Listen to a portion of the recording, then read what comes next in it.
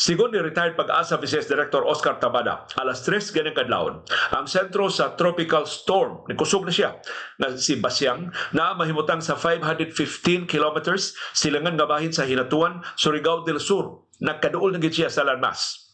Iyang kinakusgan nga hangin 65 kilometers per hour, dool sa tunga-tunga. Ang iyang pag-unos maabot og 78 kilometers per hour. Mabagyuho na ang atong kahimtang sa panahon karong taon-taon dinhi sa syudad o sa probinsya sa Subo, sa ato silingang probinsya sa Bohol, sa mga probinsya sa Negros Island Region, ang Siquijor, Negros Oriental ug Negros Occidental, ang tibuok Eastern Visayas, Leyte, Southern Leyte, Biliran, Samar, Northern Samar ug Eastern Samar, stormy weather ang atong mapaabot sugod karong adlaw. Ang Western Visayas, Iloilo, Guimaras, Capiz, Antique ug Aklan, mausab mabagyuho na ang kahimtang sa panahon. Ang Caraga naglakip sa siyudad sa Butuan, mabagyo na karon. Kay kinadulan ni sa bagyo nga si Basyang. Ang Davao Oriental, mabagyo na sab ang ilang panahon karong adlaw. Ang Davao Region, naglakip sa Davao City, Apil, mabagyo na ang panahon karong adlaw.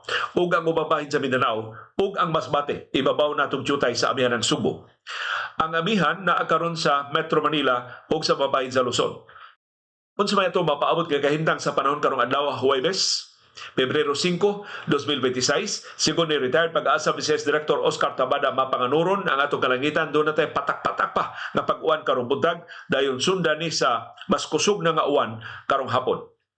Mapanganuron na ta, kusog na huro sa hangin, unya mas kusog pag ang uwan karong gabi. So bantay-bantay na ta. Di pa kay kusog ang uwan karong hapon, mas kusog karong gabi. Atong chance of rain sa daytime, 60%.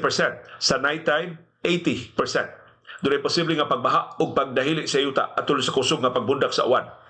Atong temperatura perting ubusa, 25 to 29 degrees Celsius rata karong adlaw. Atong heat index, 33 degrees Celsius, mapatiyagan sugod alas 10 karong buntag hangtod alas 12 karong udto.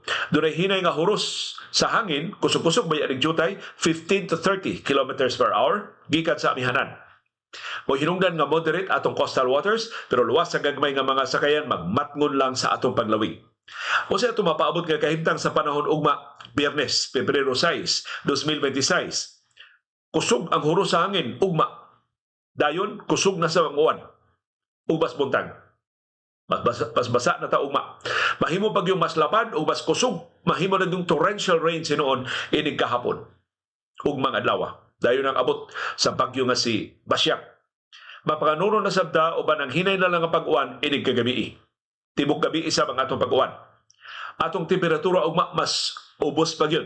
Kay moabot na bagyo 24 to 28 degrees Celsius. Murag mo ni usas kilaubsan nga temperatura sukad sa amihan karon tuiga.